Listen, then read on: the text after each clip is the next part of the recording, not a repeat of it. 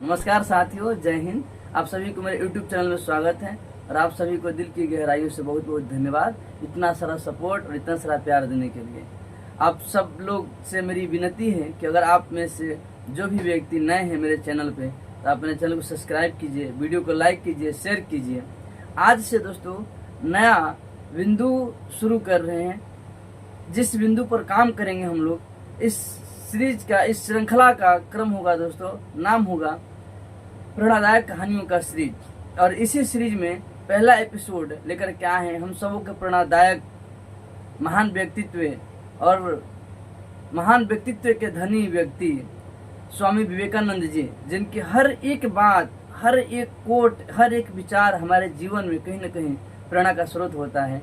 तो हम ऐसे महान पुरुष के, ऐसे महामानव, ऐसे महापुरुष के विचारों से शुरू करेंगे इस पहला सीरीज को। तो आइए आप सभी को इस श्रृंखला में आप दिल की गहराइयों से मैं मुनमुन हार्दिक स्वागत और अभिनंदन करता हूँ।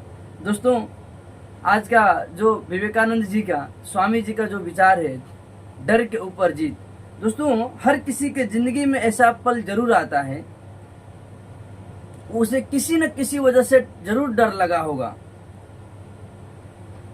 इस डर का सामना करने के लिए जानना जरूरी है स्वामी जी के विचारों को।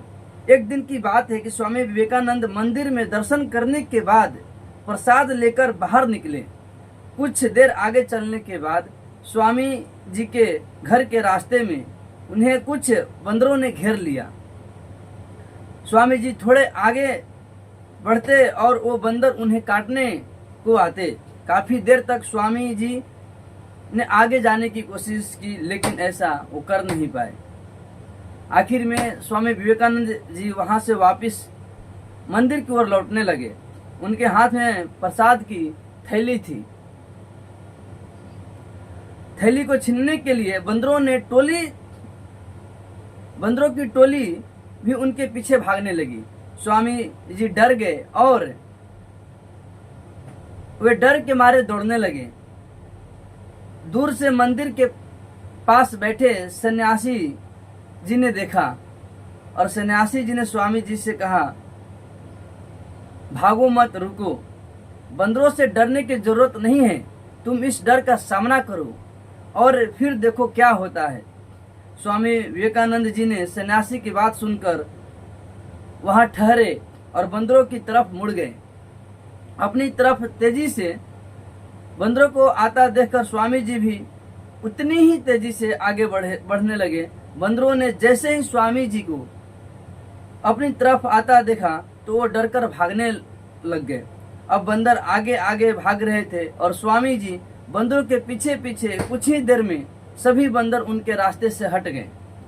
इस तरह स्वामी जी ने अपने डर पर जीत हासिल की। फिर वो लौटकर उसी सन्यासी के पास गए और उनको इतनी बड़ी बात सिखाने के लिए धन्यवाद दिया। उन्होंने कहा कि कोई भी चीज डर का मतलब बनी रहती है जब तक हम उससे डरते हैं। इसी वजह से डरने की जगह उसका सामना करना चाहिए। ऐसा करने से डर भाग जाता है।